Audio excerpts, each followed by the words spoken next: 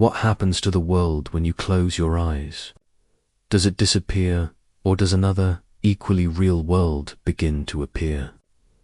At first, this question sounds poetic, yet it points to one of the oldest and deepest problems in philosophy: the relationship between perception and reality.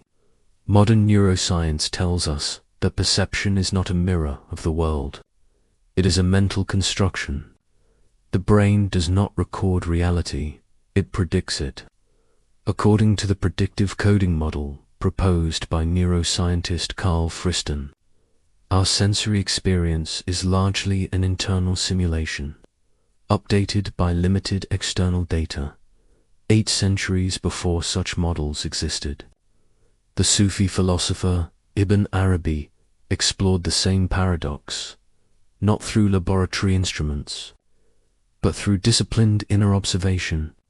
He asked, if consciousness continues when the eyes are closed, then what is truly real, the seen world or the seeing itself? Modern life has conditioned us to equate the visible with the real. What we can measure, photograph, or quantify feels true. What we can only sense inwardly is often dismissed as imagination.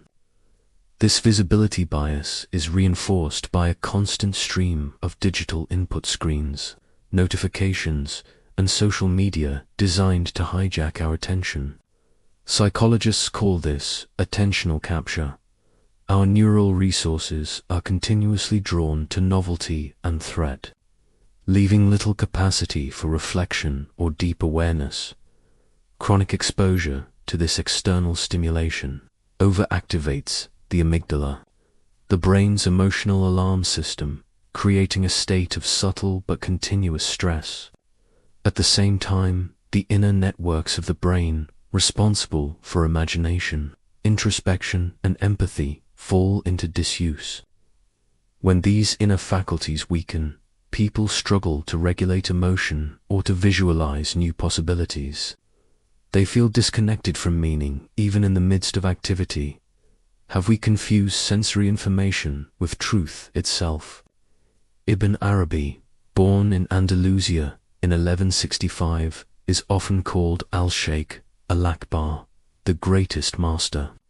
His writings, particularly Futuhat, Al-Makiyah, and Fushis al-Hikam, explore the structure of consciousness and the nature of divine manifestation. He proposed that perception is not passive reception, but participation, a meeting point between the perceiver and the perceived. In his view, the world does not merely appear to us, it appears through us. He wrote, "The forms you see are reflections of what the eye of the heart projects." Modern cognitive science increasingly echoes this insight. Constructivist and enactivist models suggest that perception arises through interaction between brain, body, and environment, a continuous co-creation rather than one-way observation.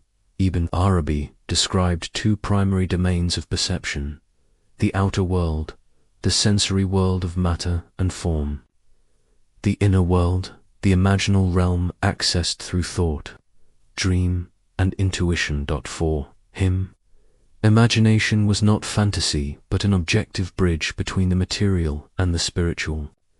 It is the interface where divine meanings take visible form.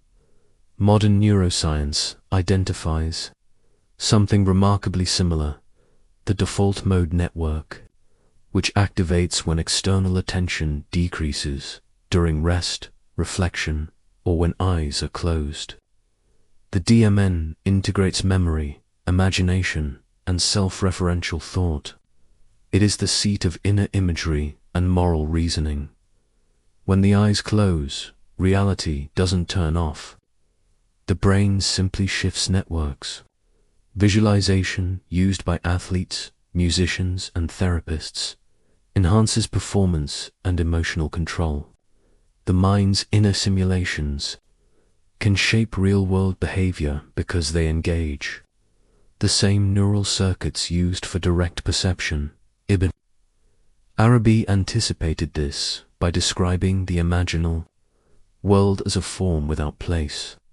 To him, closing the eyes was not an escape from the world, but entry into a subtler dimension of it. Another core principle in Ibn Arabi's thought is that the world mirrors the perceived. He wrote, "The eye with which you see God is the eye with which God sees you." This expresses a profound philosophical symmetry. Perception is both individual and divine. The universe reflects states of consciousness, not just physical form, in quantum mechanics.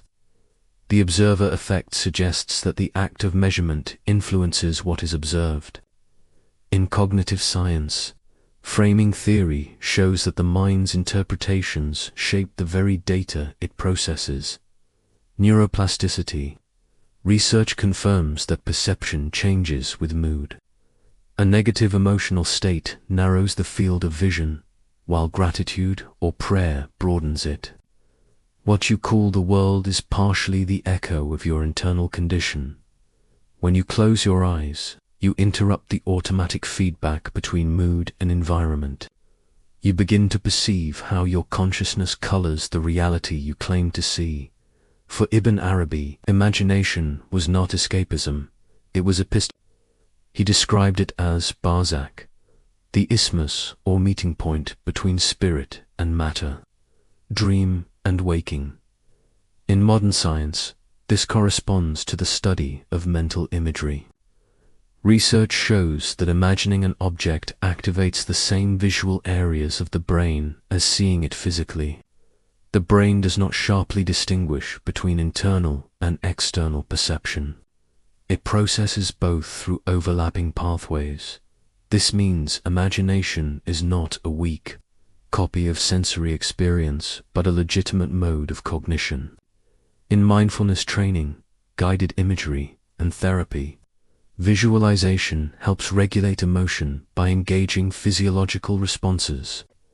Imagining calmness can lower cortisol and improve heart rate variability, measurable effects of what Ibn Arabi would call inner seeing. His metaphysical barzakh aligns closely with what neuroscience now calls the mental simulation network. At the foundation of Ibn Arabi's philosophy lies the doctrine of wadit, al-wujud, the unity of being. For him, existence itself is identical with consciousness. To exist is to be known. To know is to participate in being. When you close your eyes and sustain awareness, you are not stepping outside the world. You are witnessing being without its forms. This echoes research on meta-awareness, which shows that focusing awareness on awareness itself decreases activity in the brain's default mode network, reducing rumination and anxiety. From a psychological viewpoint, this process strengthens emotional regulation and quiets the ego's narrative voice. In Sufi practice, this corresponds to dhikr, remembrance, a disciplined return to the awareness of presence. Closing one's eyes becomes not an act of withdrawal but an act of direct contact with the ground of reality. If both the outer and inner worlds are real, which one holds truth? Ibn Arabi answered, "Truth is relational, not locational. Reality shifts according to the perceiver's level of awareness." He did not deny objective existence. He proposed that perception is participatory. The knower and the known are intertwined like two sides of a mirror. The clarity of reflection depends on the state of the observer. In modern terms, this aligns with an activist cognition, a theory which holds that mind and world co-emerge through interaction. Perception is not something that happens to you, but with you. In Ibn Arabi's language, closing the eyes symbolizes this shift from passive seeing to active knowing, from reacting to experiencing the source of perception itself. Ibn Arabi's ideas find direct application in modern cognitive and behavioral science, meditative practice, Studies show that even 5 minutes of eyes-closed awareness can reset attention networks. MRI scans reveal increased gray matter density in regions associated with focus and emotional control, cognitive reframing, before reacting emotionally. Pausing and closing the eyes figuratively or literally helps shift processing from the amygdala to the prefrontal cortex. This brief interruption allows reason to mediate impulse, embodying Ibn Arabi's notion of returning to the inner world for clarity, creative insight. Problem-solving research demonstrates that breakthroughs often occur after periods of sensory withdrawal, mirroring Ibn Arabi's belief that imagination connects unseen meanings to manifest form. Therapeutic use. In trauma therapy, such as guided imagery, controlled visualization enables emotional reprocessing. This mirrors the barzakh, the imaginal bridge where unseen causes find healing expression. Everyday practice, before sleep, meetings, or difficult conversations. Close your eyes for 30 seconds. Observe the subtle imagery and emotional tone that arise. They reveal the mental filters shaping your perception. The world within the eyelids Ibn Arabi spoke of. These methods are not mystical escapism.